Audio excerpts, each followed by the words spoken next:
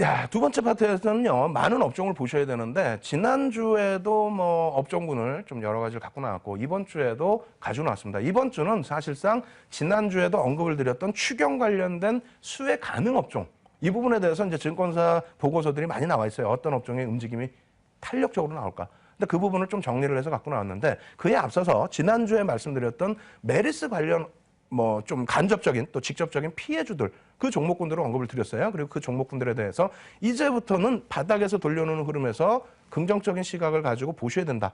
그렇게 하면서 이제 교육을 계속 시켜드렸죠. 그 부분 주가 흐름 또 어떻게 흘러갔는지도 점검을 하고 추경 관련된 내용 그리고 추경 관련된 종목군 놓고 보도록 하겠습니다.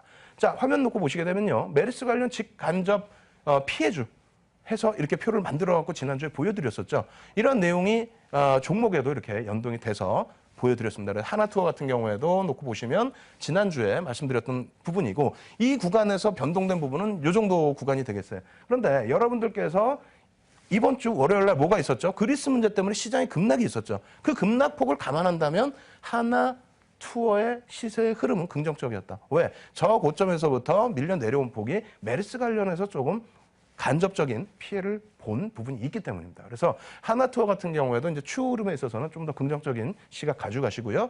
그리고 리엔쿠션 같은 경우도 마찬가지죠. 메리스 관련해서 간접적인 영향 말씀드리고 주가 흐름 자체가 이런 흐름이 나왔습니다. 그리고 나서의 흐름인데 어제 같은 경우에 그리고 오늘 같은 경우에도 개장 초에 꼬리를 달고 쭉 미끄러져 내려왔었죠. 근데 리엔쿠션 같은 경우에도 어떻습니까? 중국 관광객들 또 중국 관련해서의 수혜와 피해를 한꺼번에 볼 수 있는 그런 업체가 되는데 일단 펀드멘탈이나 또 수급 그리고 앞으로 가지고 있는 모멘텀, 기업 분할이라든가 이런 모멘텀 대비해서 단기적으로 눌림폭이 좀 강하게 나왔었던 거죠. 그러고 나서 이제 돌리는 추세입니다. 추가적인 긍정적인 시각 그대로 유지를 하셔야 됩니다. 아시겠죠? 마지막으로 이제 아모레퍼시픽 보여드릴 텐데 아모레퍼시픽 같은 경우에는 와, 이 종목 대단하다라고 생각하실 거예요. 1월부터 뭐 주구장창 내리 여러분들께 설명드리고 교육해드리고 이러한 종목은 보셔야 됩니다.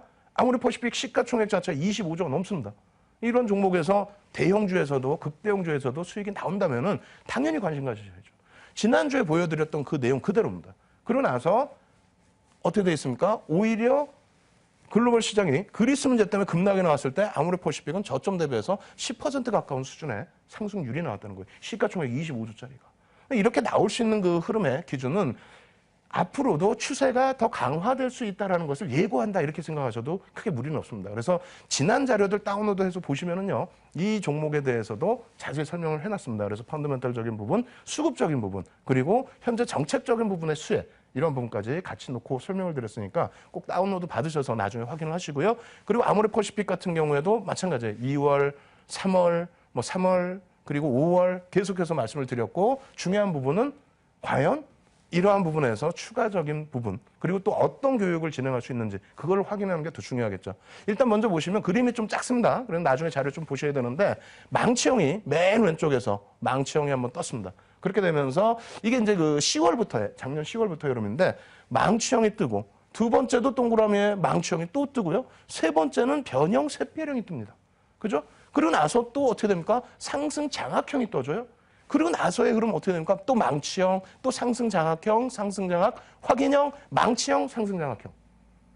그냥 답이 나와 있어요. 답이 나와 있으니까 예전에 해드렸던 캔들에 대한 교육 다시 놓고 보시면서 공부를 하셔야 되는 부분이고요. 그것이 어렵다 하시면은 나중에라도 추가적인 복습 해드릴 때 꼭 쫓아오셔서 여러분들이 캔들 보시는 방법까지 배우셔야 되겠죠. 아시겠죠? 그래서 아모레퍼시픽의 기준에서도 이러한 흐름이 추가적으로 지속될 수 있다. 왜? 조금 전에 말씀드렸잖아요. 장악형이 떴는데 그 추세 부분에서 차익 실현하라는 그러한 내용이 나온 게 없어요. 추가적인 상승 기조는 이어갈 수 있다라고 말씀을 드립니다. 아시겠죠? 그래서 이번 주에 공부할 내용, 지난주에 미리 좀 말씀을 드린 내용인데 한번 보겠습니다. 추경 예산, 추경 부분이 무엇인지 그 부분부터 보시면은요. 추경 예산이라는 것은 추가 경정 예산. 그래서 경기가 어렵거나 했을 때 추가적으로 예산을 집행해서 경기를 좀 부양하겠다. 이런 내용의 흐름입니다. 물론 이것이 다 좋지는 않아요. 이러한 부분이 뒤에 후에 가서는 오히려 안 좋은 부정적인 내용으로 나올 수도 있겠죠. 자, 이러한 내용들을 쭉 놓고 보시면은 최근 추경 관련해서 진행을 해야만 된다라고 한 부분이 메리스 관련된 부분, 또 중부지방 위쪽에서의 가뭄에 관련된 부분, 이러한 부분 때문에 내수 경기가 굉장히 어려워졌다. 거기에 환율 관련된 내용, 엔화 자체의 약세 때문에 우리가 수출 경쟁력이 많이 떨어져 있다. 이러한 부분입니다. 그래서 이러한 부분에 대해서 계속해서 이제 그 6월 23일에도 언급이 됐었고요. 그리고 이러한 부분이 시장에서는 대략 11조 5천억 원에서 한 20조 정도까지의 추경이 집행될 것이다라는 예상치까지 나와 있는 상태입니다. 거기에 금리 인하까지도 뭐 언급이 되고 있어요. 어찌됐건 2003년 이후에 7차례 정도, 2003년부터 기준을 잡으면 7차례 정도 추경을 했는데 7차례 추경 중에서 5차례는 증시가 긍정적으로 올라왔다. 거기에 외국인 수급도 일단은 긍정적이었습니다. 추경 때. 그래서 펀드멘탈의 개선은 사실상은 눈에 띄지는 않았습니다만 시장에 미치는 영향력은 긍정적이었다. 이렇게 놓고 보실 수 있겠고요. 최근 들어서의 이제 내용입니다. 뭐 새누리당 유승민 원내대표 요즘에 뭐 이러쿵저러쿵 조금 말씀이 있으신데 어찌됐건 6월 24일 날 이런 추경에 관련된 내용이 있었고요. 박근혜 대통령께서도 6월 25일 날 언급이 있으셨고요. 그리고 지금 최경환 경제부총리께서도 말씀을 하셨어요. 6월 25일 날 이러한 내용이 있다. 그래서 대략적으로 뭐 7월 달 초순 혹은 또 7월 10일까지는 전체적인 규모라든가 이러한 부분이 확정될 것이다.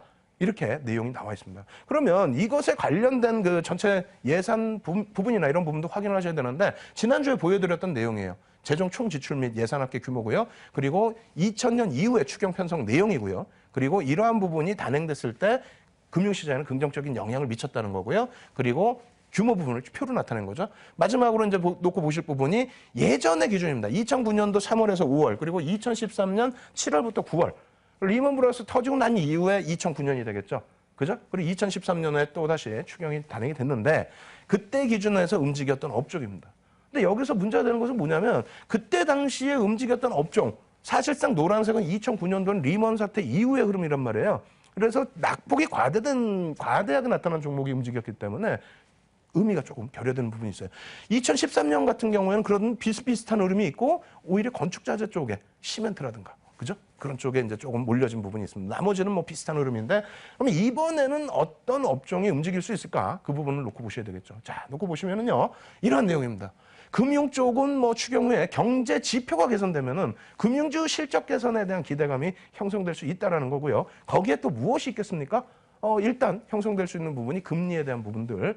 그렇죠? 글로벌 시장에서의 미국 쪽의 금리 인상 이런 부분에 대한 것까지도 금융 쪽은 볼 수 있다. 그래서 뭐 종합 지주사라든가 그리고 보험업체 이런 종목군들 그리고 증권사 같은 경우에도 실질 유동자금이 많이 돌아다니다 보니까 증권주에도 증권 시장에도 돈이 유입될 가능성이 있다. 그래서 증권주까지도 수혜주로 부각이 되고 있습니다. 거기에 이제 건설주들 그리고 유통, 전기전자 같은 경우 왜지라고 생각하실 수 있는데 환율 안정화에 따른 수혜가 또 예상이 되는 부분이 있다. 이렇게 말씀드립니다.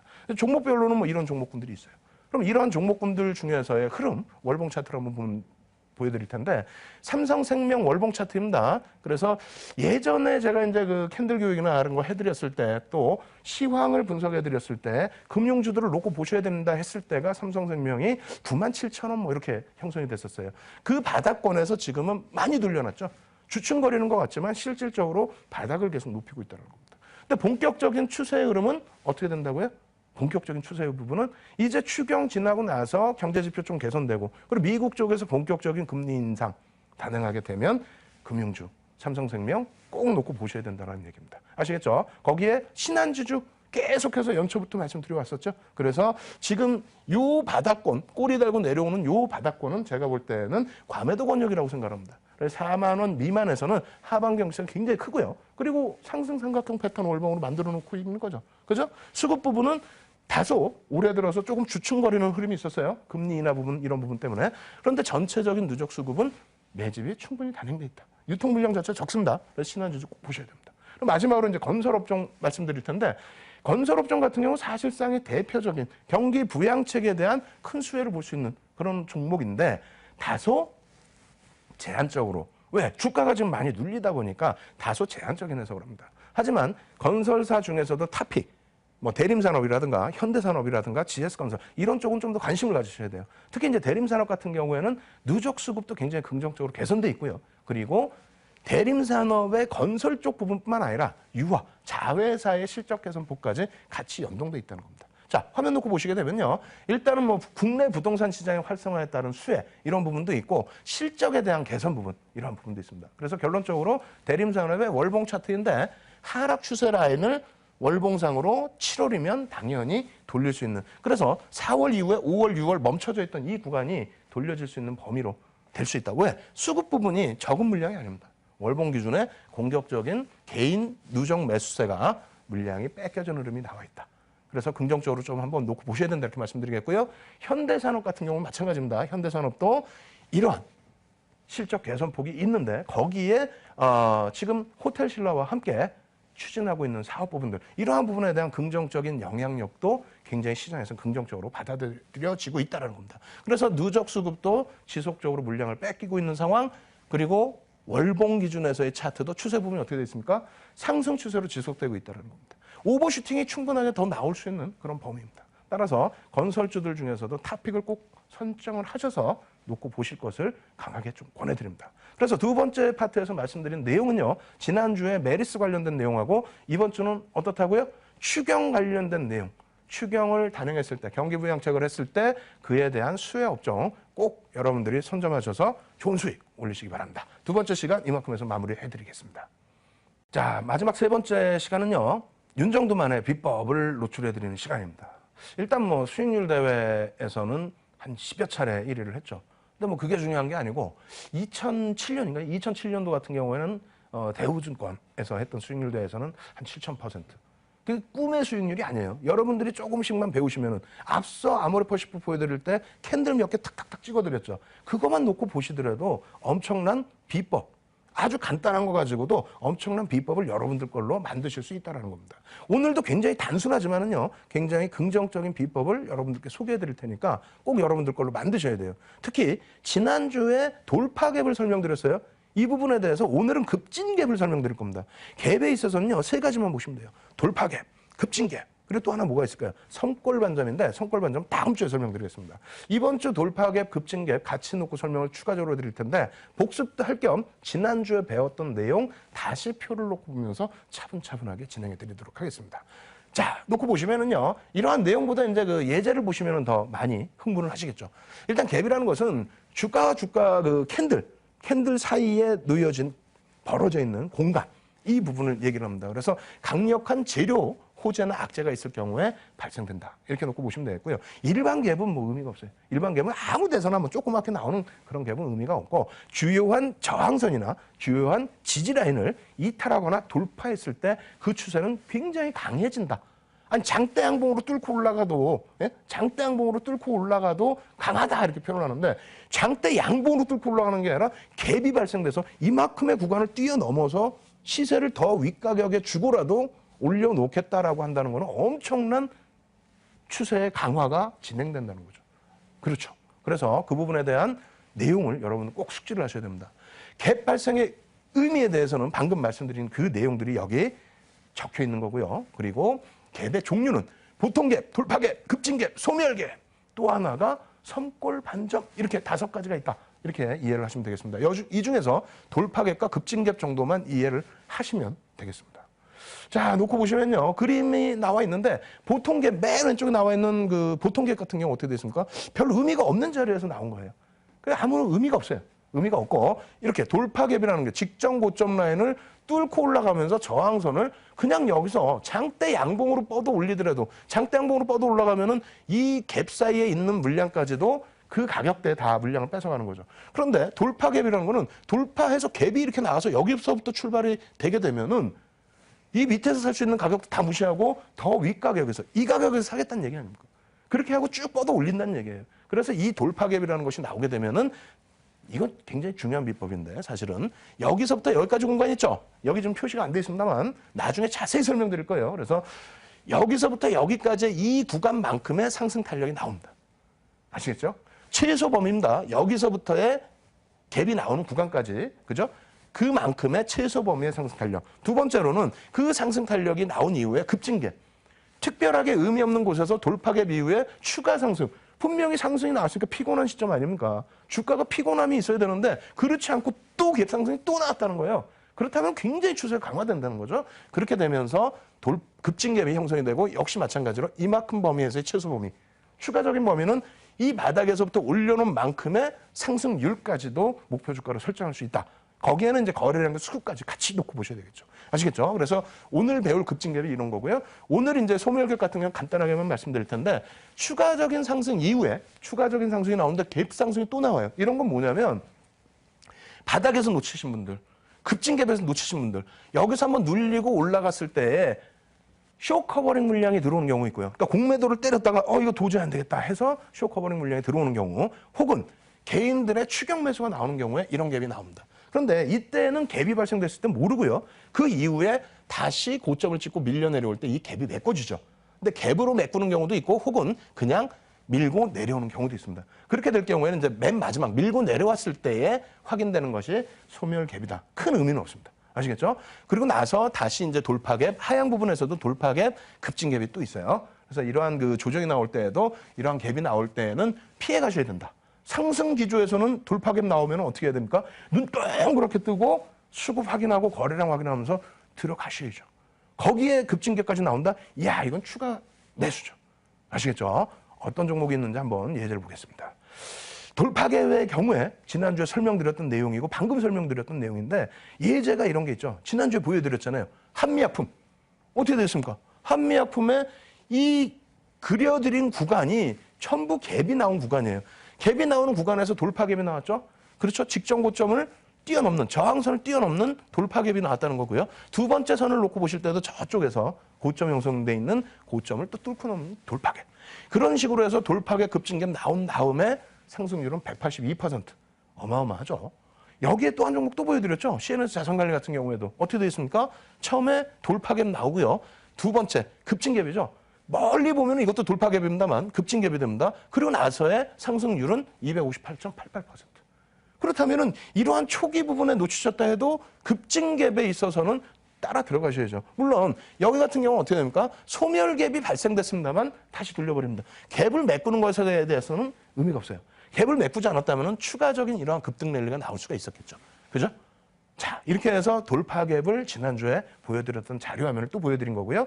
CNS 자산관리 같은 경우에 이거를 조금 더 자세하게 설명을 드려보면은 첫 번째 돌파갭. 그죠? 직전 고점을. 굉장히 중요한 거예요. 돌파갭이 뭐냐? 뭐 어느 거에서 잡아야 되냐? 첫 번째 갭이 이렇게 딱 해갖고 나왔는데, 예? 캔들과 캔들 사이에 몸통 갭이 나왔는데, 이 갭이 나온 이후의 흐름을 놓고 보시면은 이렇게 돼 있다는 거예요. 여기서 발생된 갭 대비해서 월등하게 더 많이 올라가죠. 근데 두 번째 갭이 발생됩니다. 어떻게 발생됩니까? 꼬리는 의미가 없다 그랬어요. 몸통 대 몸통입니다. 두 번째 갭이 또 이만큼 발생돼요. 이만큼 발생되면서 저쪽 고점을 뚫고 올라가 버립니다. 굉장히 강한 거죠. 굉장히 강하다 보니까 이 추세 부분이 아까 놓고 보신 것처럼 여기와 여기입니다. 여기와 여기. 그래서 아까 말씀드렸잖아요. 첫 번째 갭이 발생됐을 때는 이 갭의 바닥에서부터의 높이, 이 정도 높이인데 최소 범위입니다. 그 정도 높이인데 그것을 한 단계 더 올라섰고요. 추가적인 급진갭 혹은 추가적인 돌파갭이 나오면서의 흐름은 역시 마찬가지로 이 정도 범위의 목표 주가를 설정할 수 있는데 목표 주가 이후에 눌린 이후에 바닥에서부터의 이 범위, 그 범위까지 올라서고 그리고 나서 또 조정이 나왔죠. 지금은 어떻게 해야 되느냐? 지금 또 갭이 한번 나왔네요. 갭이 한번 나왔는데 저 때는 소멸갭으로 좀 진행이 됐고요. 지금 부분은 뒷부분에 급진갭도 설명드리면서 설명을 드리겠습니다. 아시겠죠? 그래서 CNS 자산관리까지 놓고 보여드리면서 주봉 차트 놓고 보여드리면서 돌파갭에서 설명을 마무리하겠습니다. 여기서도 주봉 기준에서 돌파갭. 아시겠죠? 자, 이렇게 놓고 보시고요. 자, 소멸갭입니다. 소멸갭은 앞서 설명 다 드렸어요. 이 그냥 똑같은 내용이고요. 쇼커벌링 혹은 노스컵 물량 출회 시에 발생이 되고 그 부분이 이제 메꿔지는 겁니다. 본격적인 실질적인 매수가 들어온 게 아니라 실질 매수가 아니라 그냥 고점에서 오버슈팅이 나왔다는 거죠. 그래서 메꿔지는 건데 뭐 이런 구간이 되겠습니다. 이렇게 보시면은 대림산업 예전 차트인데요. 여기 갭이 발생되죠. 여기는 뭐 보통 갭이라고 보실 수밖에 없고 갭이 발생됩니다. 저 앞쪽에 고점 부분을 뛰어넘어서 돌파갭으로 인정할 수 있겠느냐? 저 앞쪽에 더 있겠죠? 인정할 수 있겠느냐? 딱 하고 있는데 밀려버려요. 밀리면서 갭으로 밀리는 경우도 있고요. 그냥 이렇게 다 메꾸는 경우도 있습니다. 이러한 경우를 뭐라고 하냐면 소멸됐다. 마지막 고점이 형성됐구나. 그래서 지나고 난 다음에 사실상은 후행성으로 해석하는 것이 소멸갭입니다. 아시겠죠? 이 부분은 좀 의미가 크게 없습니다. 잊어버리시고 그렇다면은 우리가 봐야 될 게 뭐라고요? 급진갭. 돌파갭도 엄청난데 이 급진갭 떠버리면 난리가 나버리는 겁니다. 물론 거기에 거래량과 수급 확인해야 된다고 말씀드렸잖아요. 펀드멘탈 부분, 모멘텀 부분까지도. 그것만 완벽하게 박자 한번 맞으면요. 이런 종목군들 엄청나게 여러분들께 큰 수익을 안겨드릴 수 있는 겁니다. 자, 돌파갭에 대해서 어떤 의미인지는 설명을 드렸고요. 목표 주가 라인 설정 방법도 대략적으로는 알려드렸어요. 그럼 예제 부분 보셔야죠. 자, 예제 부분 보시면은 이런 내용이 있습니다. LG 디스플레이입니다. 이 앞쪽에서의 흐름은 감춰놨고요. 뒷부분의 흐름인데 이 고점에서 어떻게 됩니까? 여기가 저항선이죠. 대략적으로. 그냥 눈으로 보실 때에도. 대략적인 그 저항선이 죄송합니다. 지지선이죠. 지지선 부분을 갭이 발생되면서 깨고 내려갔다는 겁니다. 갭이 발생됐기 때문에 이게 뭐예요? 돌파갭이란 말이에요. 돌파갭인데 거기에 한번 갭이 또 나와버려. 급진갭이라는 거예요. 급진갭. 돌파하고 급진갭. 이름은 중요하지 않아요. 사실은. 이거 뭐 누가 이름 붙였는지 저도 모르겠어요.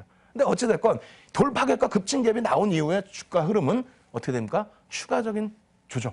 그래서 돌파갭이 나왔을 때 고점 대비해서의 갭이 발생되는 구간만큼 1차적으로 최소 범위 하락인데 급진갭이 나오게 되면서 그 범위가 더 넓어졌죠. 넓어지고 나서 조정폭은 고점 대비해서의 하락률만큼 한 번 더 내려온다는 겁니다. 그래서 이러한 부분 놓고 보시면 으악 소리 나오잖아요. 예? 아, 이거 배워서 뭐야 이거 떨어지는 종목. 아닙니다. 돌려주는 종목 이제 또 보여드릴게요. 자, 이렇게 놓고 보시면 삼강그라스예요. 삼강그라스 일봉 딱 보시면 우와 나왔잖아요. 이거 지금 돌파갭. 응? 우와 하고 나왔죠. 돌파갭 딱 나오더니 맞죠. 여기 또 나오지 않습니까? 이 갭이 뭐라고요? 급진갭. 그렇게 되면서 주가의 흐름은 맨 처음에 돌파갭 나올 때 요만큼 범위 최소 목표 주가라고 그랬죠. 그러고 나서 급진갭이 발생이 됐기 때문에 그 위쪽에서의 흐름까지. 그리고 고점은 꼬리가 달리는 뭐 유성형이 떨어져 내려온다든가, 뭐 실내도 2개짜리니까 좀 더 놓고 보실 때 뭐 교소형이 나온다든가, 수급이 악화된다든가 이런 부분을 놓고 보시면 됩니다. 어찌됐건 30.8%의 상승률. 적다고요? 하루 상한가면 나오는 수익률뿐이 안 된다고요? 알겠습니다. 그럼 이 종목도 보죠. 삼성제약. 삼성제약, 이 고점 부분을 또 갭으로 뚫어요? 여기도 갭이 발생됐어요, 사실상은. 갭으로 뚫어요? 저항 라인을 뚫었습니다. 그죠? 꼬리까지 뚫은 건 여기고, 몸통 뚫은 건 여기예요. 그리고 나서의 흐름이 추가적인 갭이 또 나옵니다. 여기서 또 나오죠? 어떻게 되어 있습니까? 추가 갭, 또 추가 갭. 이게 바로 급진갭이라는 겁니다. 그만큼 강도 있게 간다는 거예요. 이 가격도 여기서 놓치신 분들은 야 이거 비싸. 그러고 근데 여기 또 뚫어. 아이 비싸. 하고 이제 또 뚫어. 비싼 가격에도 사겠다는 겁니다. 갭까지 만들어 놓고. 아시겠죠? 그래서 이쪽은 어떻게? 상승률이 99.09. 이것도 적으세요. 이건 적은 게 아닌데. 일본 기준에. 그죠? 어마어마한 상승률이죠. 자, 그럼 코오롱 생명과학 주봉 차트 보겠습니다. 주봉 차트 보시면 어떻게 됐습니까? 돌파갭 나옵니다. 주봉에서도. 예? 저기 있는 저항선을 갭으로 뚫어버리잖아요. 이게 말이 됩니까? 갭으로 그냥 뚫어버려. 얼마나 재료가 좋으면은. 그렇게 해서 갭으로 뚫고 난 이후에 여긴 뭐가 나올까? 추가적으로 돌파갭이, 급진갭이 또 나오죠. 급진갭이 나오다 보니까 첫 번째 목표 라인 최소 범위, 그러고 나서 두 번째 목표 라인 여 위에까지. 상당하죠? 이런 것을 여러분들이 찾아내실 수 있어야 된다는 겁니다. 그 의미를 해석하실 수 있어야 되고, 이 종목을 놓고 봤을 때, 그냥 갭이 나왔네. 이게 아니에요. 지금 거래량을 안 배웠기 때문에 제가 거래량을 안 넣어드리는 것 뿐입니다. 거래량. 예? 거기에 이평선에 대한 그램비례 법칙, 수급, 전체적으로. 거기에 펀드멘탈, 모멘텀, 재료 다 보셔야죠. 그러한 부분에 대한 공부는 계속해서 예습, 복습을 통해서 계속 진행을 해드릴 테니까 끝까지 좀 시청 잘 하시고요. 자, 이 종목의 상승률은 136%입니다. 아시겠죠? 그러고 나서 이제 또 보여드릴 게 또 CNS 자산관리. 왜? 이 종목 아직까지도 지금 또 편입을 하셔야 될 만한 사항이니까 제가 또 갖고 나온 거예요. 자, 이렇게 놓고 보시면은 CNS 자산관리 일봉 차트 아까 보여드린 것처럼 첫 번째 돌파갭이 나온 겁니다. 그리고 나서 두 번째 갭이 또 나와요. 이걸 뭐라고요? 멀리까지 보면은 또 돌파갭이지만은 이렇게 놓고 보면은 뭐라고요? 급진갭이라니까 이게. 급진갭이 나오면 어떻게 돼요? 258.88%인데 그 이후의 추세도 놓고 보셔야 될 거 아닙니까? 그래서 야, 다 올라간 거 이거 갖고 나면 뭐하니? 아니에요. 자, 보시면은요. 주봉에서도 어떻게 됐습니까? 앞부분에서 돌파갭만 설명드렸는데 정확히 보시면 요 구간이 꼬리는 뺀다고 하지 않았습니까? 몸통 대 몸통에 갭이 발생됐단 말입니다. 그 갭이 이게 돌파갭이라는 거예요. 최소 범위가 그럼 여기서 발생됐으니까 요만큼 범위죠. 요만큼 범위에서의 상승률이 어느 정도 나와줬다는 겁니다. 목표 주가 설정까지 가능하다는 거예요. 그러고 나서의 흐름인데, 자, 이러한 부분 계속해서 방송을 통해서 말씀을 드리잖아요. 교육을 통해서. 계속 말씀을 드렸고, 4차례 교육을 통해서 계속 잡아내실 수 있는 부분이 있었다는 거예요. 그럼 결론적으로 지난주에도 또 말씀을 또 드렸어요. 그럼 지난주 이후의 흐름, 마지막 이제 차트가 되는데 어떻게 대응할 것이냐예요. 지난주에 말씀을 드렸으면 이번 주에 제가 또 AS를 해드려야 될 거 아닙니까? 이번 주 기준에서 나중에 공개방송을 통해서, 교육방송을 통해서 여러분들께 말씀을 드리겠습니다만, 이 수급 부분도 개인들이 이게 물량 뺏긴 거예요. 누적 수급입니다. 기간이 20% 이상, 25%에 달하는 매집을 단행했어요. 매집을 단행했고 지금 주가 수준의 매수 평균 단가를 갖고 있습니다. 실적 부분이나 이런 부분은요, 스몰캡임에도 불구하고 두 군데의 증권사가 보고서를 긍정적으로 내줬고요. 그리고 실적 개선폭이 가시화되고 있고, 그렇기에 중간 배당을 단행을 합니다. 그래서 현재 구간에서 어떻게 돼 있어요? 현재 구간 오늘 좀 밀려 내려와 있고 꼬리 달고 뭐 흐름이 있지만은 지난주에 말씀드리고 나서 10% 정도의 상승률이 나왔다는 겁니다. 그러고 나서 착션을 못 하셨다. 근데 늘려졌다. 편입이죠. 편입하셔야 될 이유에 대해서는 좀 더 근거나 펀드멘탈, 수급 이런 부분에 대해서는 나중에 자료 또 다운받으십시오. 다운로드 받으시면 자세하게 또 설명을 해드릴 거예요. 그렇게 놓고 보시고, 자, 높이 올라간 거 말고 바닥 종목 하나 주세요. 바닥 종목 어떤 게 있습니까? 다음 카카오. 이야, 시가총액이 거의 뭐 7조인가요 이게? 이야, 그런 종목을 어떻게 사려는 거야? 뭐 어떻게 사요? 갭이 발생됐잖아요 지금. 갭이 발생됐는데 여기서 어떻게 됩니까? 이 갭도 있고 이 갭에서 직전 고점을 뚫었어요.